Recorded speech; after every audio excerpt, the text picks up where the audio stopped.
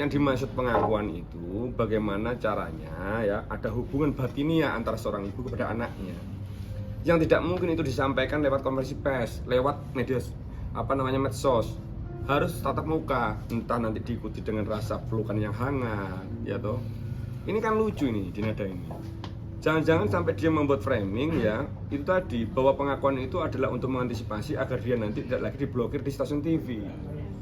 Bukan pengakuan sebagai seorang ibu kepada anaknya yang membuka perasaannya sehingga timbul rasa sayang ya, rasa rindu sehingga apa? Ingin memeluk anaknya, kan begitu. Itu satu. Terus yang kedua lagi di dalam pengakuan itu bagi saya yang sangat-sangat memberikan penghinaan dan melecehkan saya secara personal itu tidak juga dia diikuti dengan rasa mohon maaf kepada orang tua saya. Kalau sudah nggak pernah minta mohon maaf, apalagi terima kasih, kan itu logikanya kan. Nah, kenapa kok tidak disebut juga namanya orang tua saya di situ? Yang ini juga sebetulnya netizen juga sudah cukup, insya Allah sudah cukup juga cerdas lah untuk melakukan penilaian terhadap konsepsi pengakuan yang dilakukan oleh Dinada itu kan gimana itu prosesnya itu. Jadi kalau kita berbicara tentang adab pun nggak masuk adab memberikan pengakuan seperti itu, kan begitu kan. Nah ini yang lagi berat secara batinnya ini juga ibu saya kan. Juga istilahnya kalau saya nggak bisa memberikan frase bahasa Indonesia apa ya, nelongso itu ya. Loh kok nggak disebut juga nama Mama Eli. Nah, jadi kalau tidak disebut nama Mama itu di dalam pengakuan itu berarti dia juga tidak melakukan penolakan ya. Dia juga tidak melakukan anulir terhadap tindakan dan perbuatannya dia yang selama ini juga telah melecehkan kehormatan ibu saya. Yang pertama tidak membuka pintunya itu, membiarkan orang tua saya berdiri di tengah jalan selama 3,5 jam itu, tidak pernah dia bahas di situ ya kan. Terus habis gitu dia adiknya melaporkan orang tua saya kepada di kepolisian atas indikasi dugaan penggelapan mobil itu. Itu aja sudah. Nanti yang lain sebaiknya nanti saya mohon nanti dikejar, insya Allah kawan-kawan netizen nanti bisa menilai sendirilah soal itu. Bang, berarti termasuk ada kekecewaan juga ya setelah ada video klarifikasi itu, tapi nggak ada permintaan maaf dan ucapan terima kasih ke Bu Rani. Betul. Dengan konsep yang dengan konsepsi model permohonan maaf yang dilakukan oleh Dinada ini kan dia kan tidak menginginkan nggak adanya kehendak untuk menghentikan perkaranya kan. Ya toh. Jadi kalau memang pengakuan itu memang betul-betul pure dilakukan face by face, mana tahu nanti juga membuka ruang mediasi yang sebetulnya sekarang sudah tertutup di pengadilan. Karena di proses hukum ini itu pun masih bisa terjadi selama belum ada putusan pengadilan, maka saya nilai tidak ada inisiasi sama sekali untuk menghentikan perkara.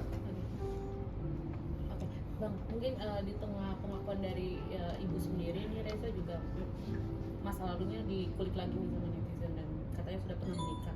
Klarifikasi, sedikit. Saya sedikit klarifikasi. Begini. Soalnya dan sudah punya anak. Iya, mantan istrinya sudah. Begini ya. Sebetulnya soal pernikahan apa enggak itu ada. Coba Le, tunjukkan Le. Ini saya tidak menambahkan dan saya tidak mengurangi. Yes. Nanti itu akan saya bahas tersendiri, tetapi jangan sampai isu ini ditarik kepada isu lain yang saya mohon maaf ya kepada kawan-kawan pers juga sekalian, jangan melakukan pembunuhan assassination. Nah, ini. Jadi yang bersangkutan sendiri itu tidak mau melibatkan diri sebetulnya kepada Reza itu untuk menggugah dia bahwa membuka bahwa memang Reza pernah bernikah memang iya. Ya. Tahun berapa di usia berapa Bang Reza? Ya sekitar usia 20 tahun ya, 20 tahun. Sudah ada omongan? Sudah ada memang. Dan dia juga sudah bertanggung jawab. Nanti kalau nggak bertanggung jawab silakan aja gugat. Tapi ingat ya, kalau dia menggugat nanti ada lagi yang akan terblow up ya. Dia ini setiap hari ketemu dengan anaknya. Dan memberikan nafkah kepada Dia sudah memberikan nafkah. Cuma si orang ini mau mencari panggung di sini. Pansos yang memanfaatkan Reza. Ya, kenapa kok dia pisah? Ya, nanti kalau dia membedah masalah itu, anaknya nanti akan diasuh oleh Reza loh. Karena tindakan unmoral yang dilakukan nanti bisa saya buktikan di persidangan. Kalau itu. Nah, kalau si Reza, insya Allah sudah saya didik dengan benar ya, termasuk dengan papa dan mamanya, dia bertanggung jawab. Nah, kalau soal itu nanti ya kita buktikan di lain hari lah, ya, karena ini kan harus konsultasi di sini. Ini kan saya kan membicarakan masalah rasa sakit hati saya lewat mekanisme mekanisme pengakuan yang dilakukan oleh Denada yang pertama. Terus yang kedua, ya, yang kedua juga ada klarifikasi dari Riko adiknya. Nah, itu nih Riko itu kan bilang begini kan, bahwa jangan melibatkan ibu saya. Yang pertama, terus yang kedua, ibu saya itu juga sudah mengajari anak-anaknya itu memang untuk mulai bekerja, apalagi sejak SMP. Ya. Berarti eksploitasi anak lah itu. Dia melakukan secara eksplisit di situ. Terus yang ketiga, ya, ibu saya itu sudah, Reza itu di Banyuwangi tidak tinggal seperti itu. Reza itu tinggal ya di pavilium yang ada ruang tamunya, yang ada televisinya, yang ada kulkasnya, lengkap semuanya. Ini teman-teman, nanti saya bagikan semuanya videonya. Nanti kita bagikan ya. Kita bagikan. Saya bagikan. Jadi kalau saya ngomong gudang, ini gudang. Nanti netizen yang menilai. Ini tidak saya tambahi, tidak saya kurangi. Yang ada cuma tempat tidur ya, nggak ada televisi, nggak ada kulkasnya. Itu makanya Riko kalau mau macem-macem, kamu sudah keluar aja nanti sama saya. Nanti kita buktikan bahasa tubuh ini yang nggak bisa dibohongi. Ya toh, itu makanya kalau mau berbohong itu jangan begitulah. Kalau sudah memang mbakmu itu memang salah, katakan salah lah, gitu loh. Tapi selama ini ada komunikasi dari Reza sendiri ke Enrico? Begini, kalau Reza enggak. Sebelum ya persoalan ini saya tarik ke persoalan hukum ya. Salah satu dasar untuk men-trigger saya untuk mengajukan gugatan itu salah satunya ya statementnya Riko. Jadi mama itu sudah pernah telepon, ini kan sudah saya nyatakan di podcastnya Bandensu ya. Betul. Bahwa tante ini nggak bisa komunikasi dengan mbak, karena kan diblokir. Kok ada masalah begini? Nanti kalau kamu nggak diselesaikan ini nanti viral. Jawabannya Riko apa? Viralkan saja tante. Wong itu belum, wong itu bukan pejabat kok. Jadi Riko ini, sini bang, kamu bang, sini bang, maju sama saya bang. Ini pesan saya dengan Riko ya. Jangan begitu nanti kamu kalau tak sikat menyebarkan kabar bohong, nanti ini anak ini sudah ditindas. Jadi sekarang saya utarakan, anak ini mulai kecil ini ya, you bukan primus inter pares ya. Yang menghendaki apa?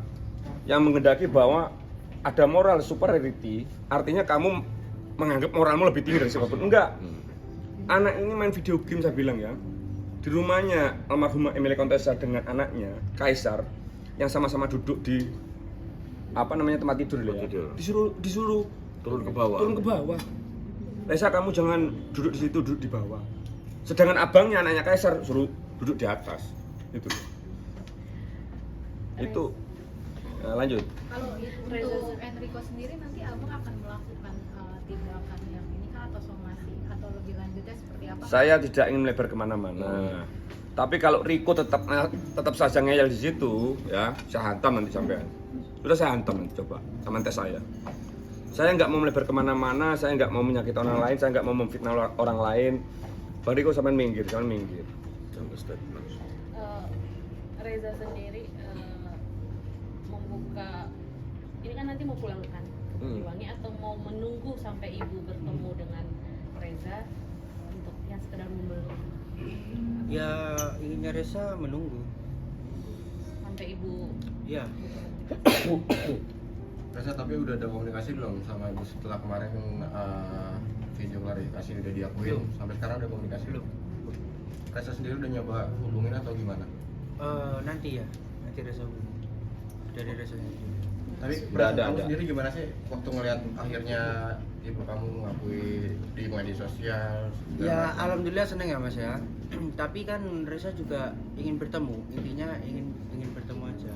Kalau misalnya Berapa lama emang udah bertemu Reza, kamu dikasih kesempatan bertemu dengan Denada, apa yang pengen kamu sampaikan? Gini ya, anak ini kebingungan, saya yang paling tahu karena saya yang memang betul-betul yang merawat dia, tahu hatinya, pikirannya sudah tahu. Bukan saya melakukan dikte ya di sini ya, tapi sebelumnya kan sudah dibahas ini di ruang tertutup dengan saya. Loh, kok begini sih Onang? Dia panggil saya Onang karena nama saya Ronald, dia mulai kecil nggak bisa, agak cadel ya manggil saya Onang. Sampai sekarang pun Onang bang saya. Onang kok begini? Kalau teman-teman memaksa atau memang meminta mungkin kebijaksanaan dari Reza untuk mencari ibunya, ini kan satu kota ini. Saya pikir kalau dengan sosnya Denada saja, ya tahu kok Reza ini masih di Jakarta kok.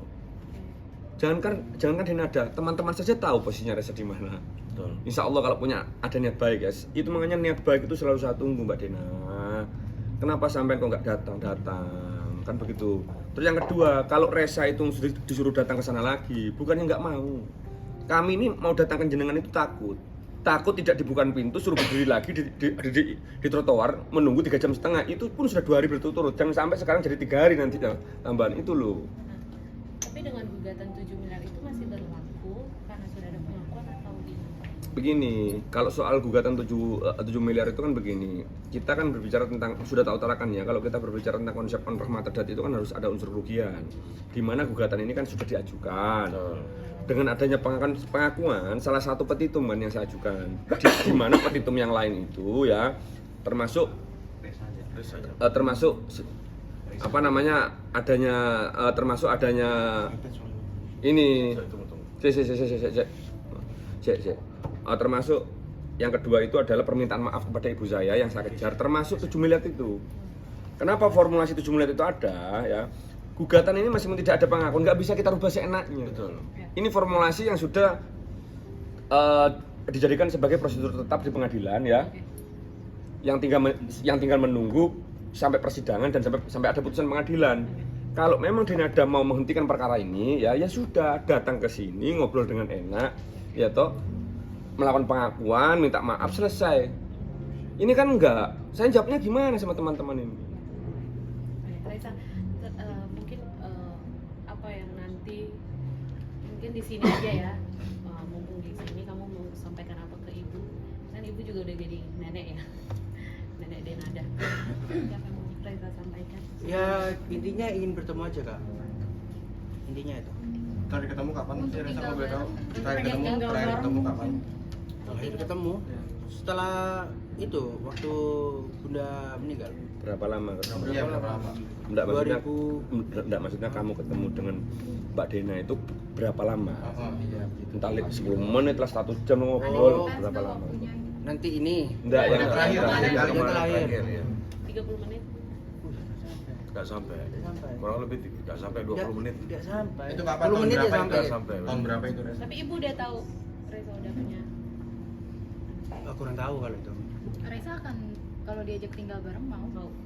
Kan Reza udah bilang pasti rasanya akan berbeda. Jadi Reza nggak mau. Pengen ketemu adik Aisyah. Oh iya pasti pengen. Kalau itu nggak usah ditanya lagi kan. Pasti pengen. Jadi ini pengen ketemu bertiga aja ya, Aisyah, Reza sama ibu. Ya. Reza dan Bang Akan cabut gugatan nggak sih? Sebentar ya, ini kan sudah selesai ya. ditunggu. Karena Ya ada makasih ya kak ya. Reza itu sampaikan dong ibu apa gitu. Iya. Terakhir saya Nggak bisa. Ayo lanjut aja yang selanjutnya.